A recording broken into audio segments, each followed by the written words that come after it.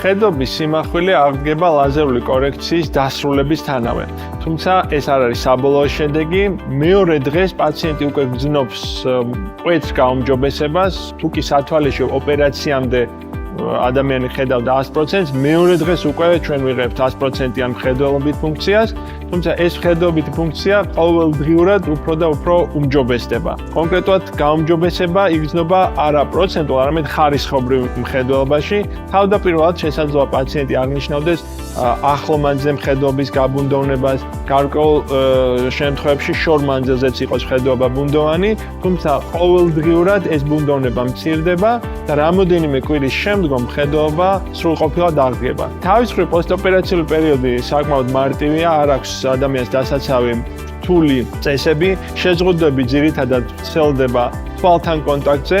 მნიშვნელოვანია პირველ პერიოდში მოვერიდოთ მტვერს, არ მოხდეს თვალში წყალი და სასურველია 1 თვის განმავლობაში თავი შევიკავოთ აუზზე სიარულისგან. რასაკვირველია, მნიშვნელოვანია პოსტოპერაციულად გარკვეული წვეთების მოხმარება, რაც სქემის მიხედვით გაგრძელდება რამოდენიმე კვირის განმავლობაში და სხვა მხრივ არანაირი შეზღუდვა არც ფიზიკურ დატვირთვაზე, არც მხედველობით დატვირთვაზე, არც კვებაზე არ ვრცელდება.